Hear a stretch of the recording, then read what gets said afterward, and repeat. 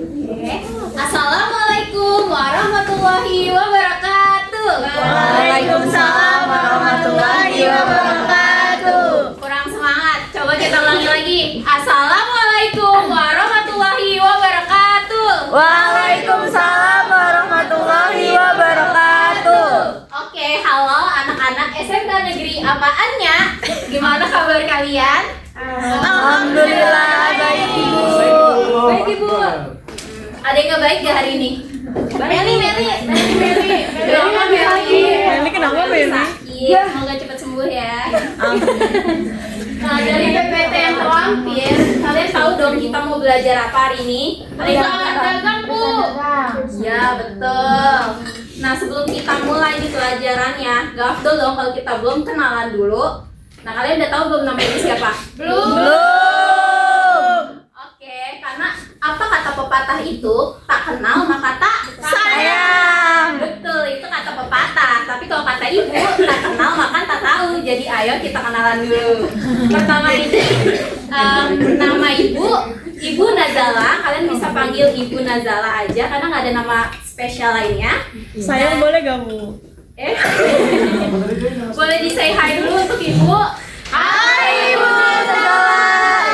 Terima kasih. Lalu Ibu di sini nggak sendirian nih. Ibu berempat. Sama siapa tuh Bu? Rombongannya. Ada deh. Pokoknya yang di sana tuh yang cantik dan tinggi. Kenalan yuk. Ibu Kayla Zahra. Halo Ibu Kayla. Oke. Nah, di sampingnya ada Ibu Adinda. Boleh di say hi juga? Halo Ibu Adinda. Selanjutnya ada yang ganteng banget nih, Bapak Johan. Boleh di say hi? Oke, terima kasih. Boleh di next slide dulu. Ini kita ya. Nah, kalau kita belajar, kita tuh harus tahu kan arah tujuannya itu kemana. Kita mau ngapain? Biar kita nggak hilang arah. Siapa yang hilang arah di sini? Saya. Kenapa bisa hilang arah? Ibu.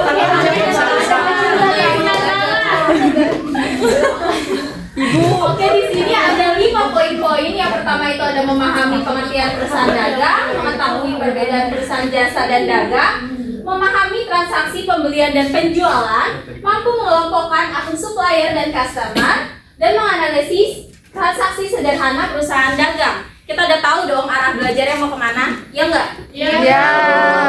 Tapi kalau kita langsung masuk materi kayaknya nggak bisa fokus ya sih? Betul.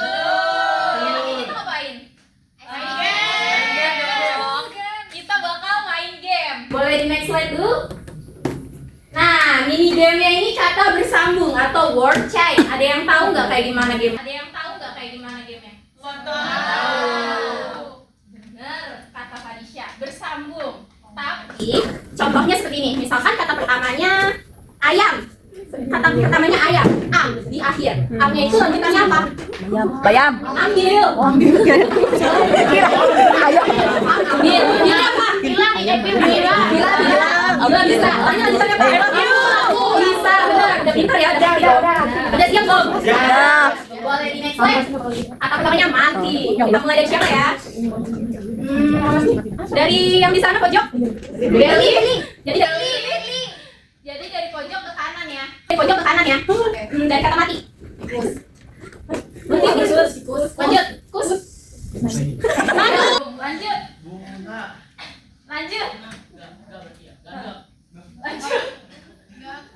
Gak kuat. Lanjut. Atau bisa. Lanjut. Tiga. Lima. Tiga. Dua. Satu. Yang kena. Naila, Meli, sama Nadia. Yang kena boleh maju. Oke, ini anak-anak manis kita yang sudah menerima hukuman. Jadi hukumannya adalah duet pantun. Boleh nanti dibantu jawab. Cakep ya? Cakep. Iya. Oke. Jalan-jalan ke pasar baru. Cakep. Jangan lupa membeli sepatu. Kalau aku bilang I love you. Kalau aku bilang I love you. Kamu jawab ya?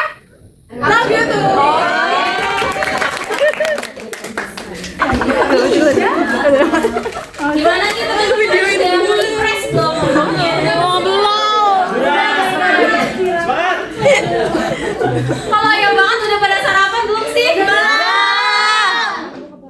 Belum semua. Ada yang udah sarapan? Belum. Boleh ditahan. Oke, boleh di next. Nah, langsung masuk materi ya teman-teman.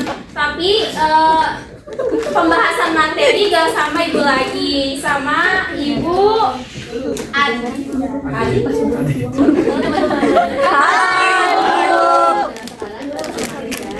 Yang pertama ini adalah materi karakteristik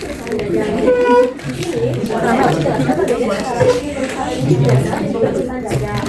Nah, kalau perusahaan dagang itu penjualnya itu layanan atau jasa. Kalau misalkan perusahaan dagang, itu udah pasti ya jualnya itu barang dagang. Nah, kalau perusahaan jasa itu nggak punya barang.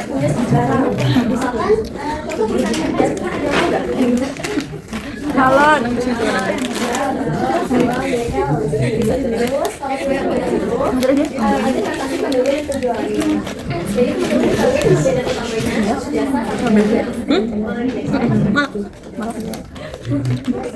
sini ada siklus akuntansi perusahaan dagang.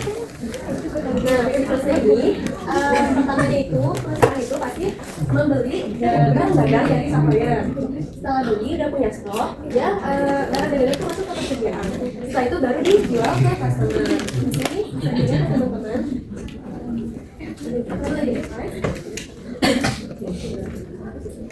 Nah, kan tadi udah saya jelasin ya, sebelum menjual itu kan perusahaan harus membeli stok barang dulu ya. Jadi di sini saya mau menjelaskan apa itu akuntansi pembelian. Jadi akuntansi pembelian itu adalah proses pencatatan transaksi pembelian barang yang dilakukan perusahaan baik secara tunai maupun kredit. Di sini ada jenis-jenis pembelian, ada 4 yaitu pembelian tunai, pembelian kredit, ada juga ada pembelian dan juga potongan pembelian. Nah, pembelian tunai ini itu adalah pembelian yang dilakukan di saat itu juga dan juga dibayar saat itu juga. Misalnya kita ini semua bos dari perusahaan sepatu gitu ya, terus habis itu beli stok sepatu misalkan 10 pasang dari supplier. Terus habis itu dibeli saat itu juga dan dibayar saat itu juga. Dan itu adalah pembelian tunai. Akun yang muncul maka adalah kas dan pembelian. Selanjutnya ada pembelian kredit. Pembelian kredit itu adalah pembelian yang dibayar kemudian hari atau bisa dijual itu ngutang. Nah, akun yang muncul itu adalah utang dagang dan pembelian. Kemudian ada retur pembelian. Retur pembelian itu adalah pengembalian barang dagang. Kalau di sini karena kita sebagai perusahaannya, jadi kita balikin ke supplier yaitu namanya retur pembelian. Kemudian ada potongan pembelian. Potongan pembelian itu adalah potongan harga. Jadi di sini kita yang dapat potongan harganya. Jadi itu potongan harga dari supplier. Mulai di next. Dan selanjutnya karena kita udah beli barang nih, udah punya stoknya, selanjutnya kita pasti akan menjual stok tersebut ke customer. Dan di sini saya akan menjelaskan apa itu akuntansi penjualan. Jadi penjualan itu adalah proses pencatatan barang dagang baik secara tunai maupun kredit yang dilakukan perusahaan kepada pelanggan. Dan di sini jenis-jenisnya sama ya kayak pembelian tadi, ada penjualan tunai, penjualan kredit, ada retur penjualan, juga ada potongan penjualan. Kalau lihatnya itu hampir sama.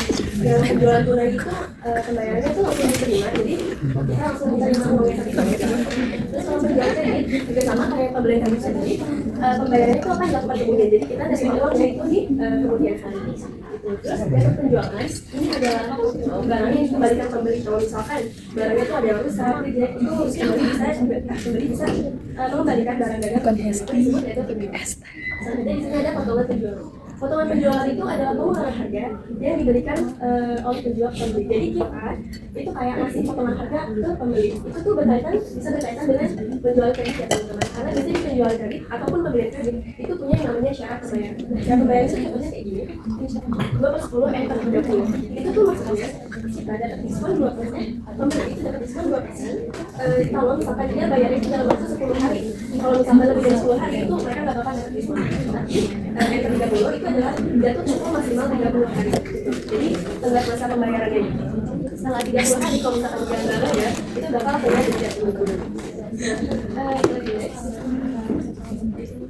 Oke, selanjutnya di sini materinya akan dilanjutkan oleh Bapak John. Bapak John.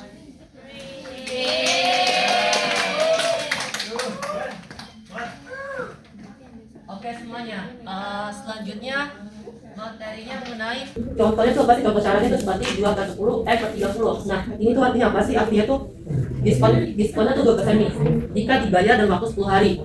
Nah, jika tidak dibayar, maka akan dikenakan denda. Di sini batas tempoh itu ada 30 hari. Oke. Jadi bagaimana sih cara mencatat jurnalnya? Nah, untuk jurnal umum itu pada sisi debit ada namanya utang dagang pada kas dan pembelian.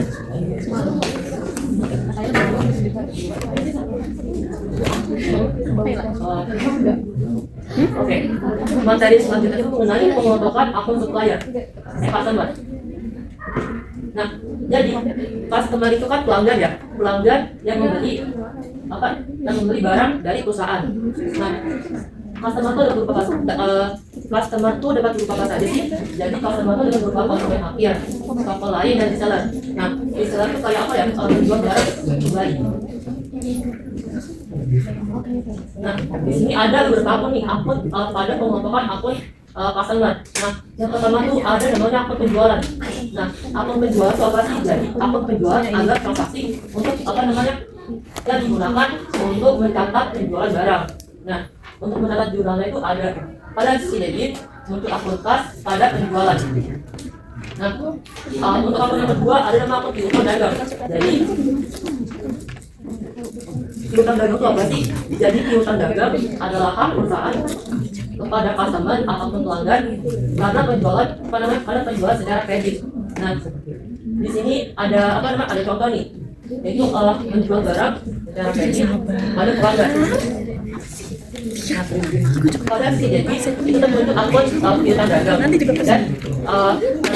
untuk akun penjualan.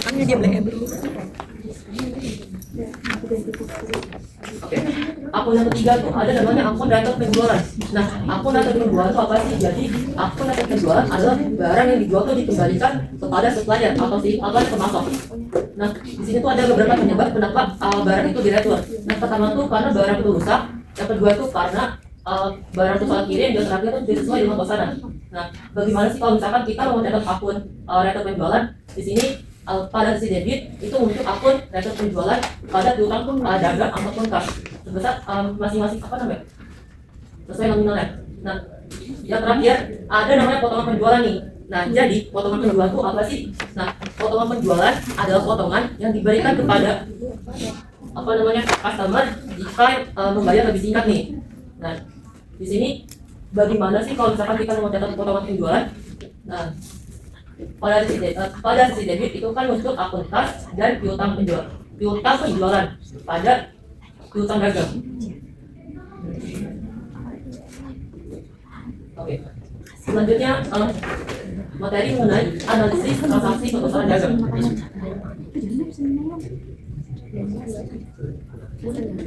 Oke, jadi analisis transaksi perusahaan dagang itu apa sih? Yaitu analisis proses mengidentifikasi pengaruh suatu transaksi ini, apa sih terhadap akun-akun perusahaan. Nah, di sini ada 3 tujuan pada analisis transaksi perusahaan dagang. Yang pertama itu adalah menentukan akun yang terpengaruh.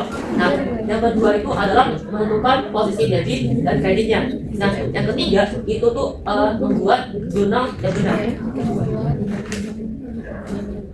Oke, selanjutnya akan dilanjutkan oleh Ibu Kayla. Oke, halo semuanya. Halo, Ibu. Masih pada semangat gak nih?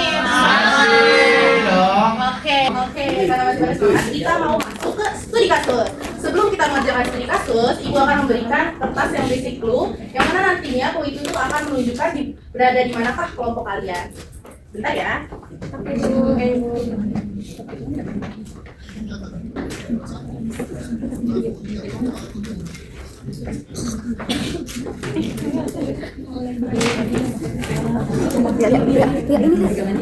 Oh, iya. Nama kelompoknya nih. Yang boleh diambil kertasnya. Berempat Abim. Buaya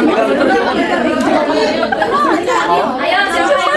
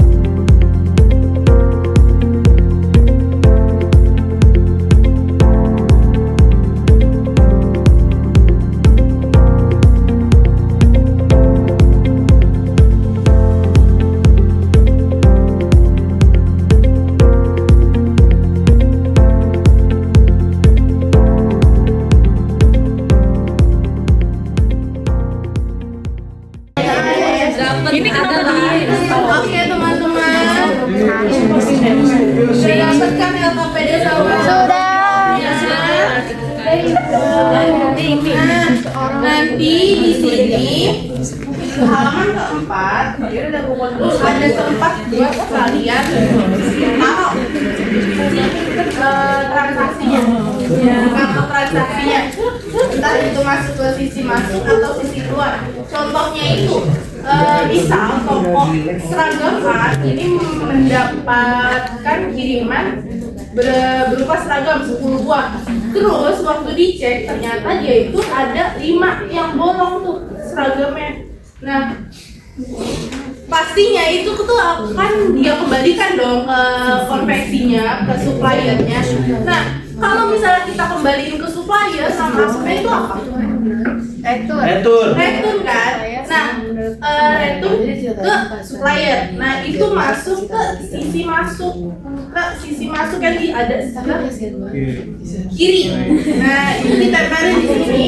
Terus kalian tulis nama akunnya sama ada alasannya. Nah, kalau misalnya kalian bingung nama akunnya, di halaman kedua itu ada kamus bantuan. Itu kalian bisa lihat petunjuk yang ada di sini ya. Paham semuanya? Ibu kasih waktu 5 menit ya untuk kerjain.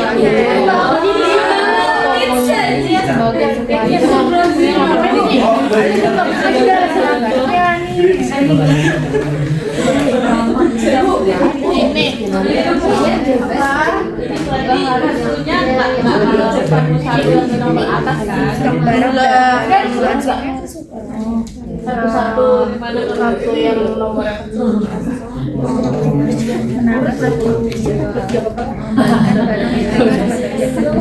Oh ini gimana sih Bu? Saya nggak ngerti. Gimana yang nggak ngerti? Ini jadi kan ada nama kartu-kartunya diurutin. Iya.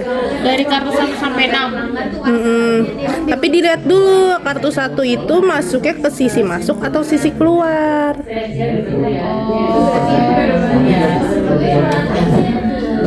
Terus jurnalnya ngikutin soalnya. Tinggal pindahin yang mana. Iya ibu. Ini nomor 1.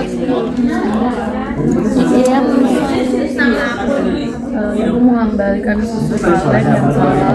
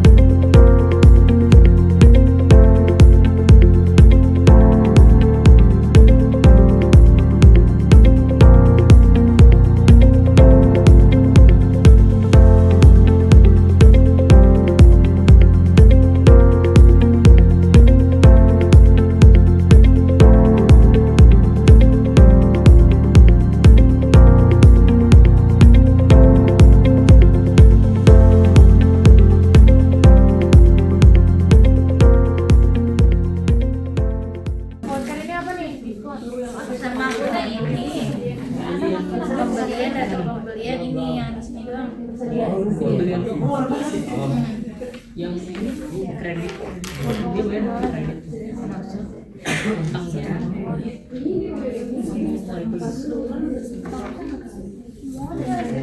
Yang kalau sisi customer Oke, jadi teman-teman yang nantinya itu kalau udah selesai duluan itu akan mendapatkan hadiah.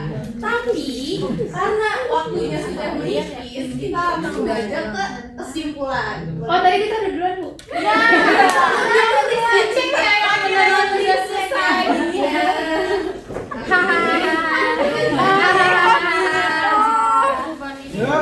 Oke, siapa yang mau volunteer satu orang baca kesimpulan? Ada yang mau? Oke, Priti. Ibu udah selesai. Bener. jauh Kas, utang dagang, dan piutang dagang. Nah, melalui analisis transaksi dan pencatatan yang tepat, perusahaan dapat mengetahui kondisi keuangan serta mendukung pengambilan keputusan bisnis yang lebih baik. Oke, terima kasih Priti. Tepuk untuk Priti.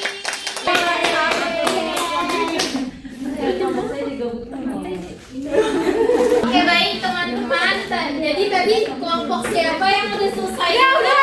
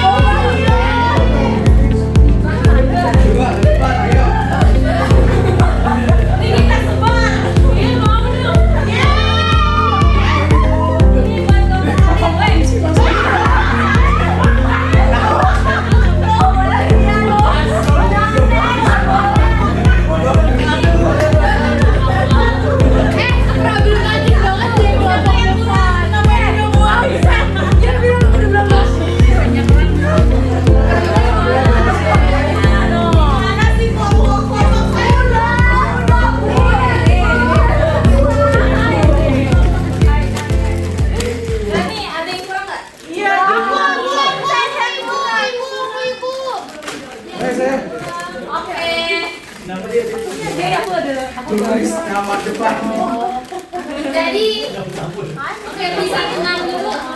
Tenang dulu Ibu. Tenang. Oke, karena kita udah bahas materinya, kita juga udah ice breaking, kita juga sekarang udah selesai bahas studi kasus. Sayangnya kita bakal menyelesaikan pertemuan hari ini, teman-teman. Kita ucapkan terima kasih.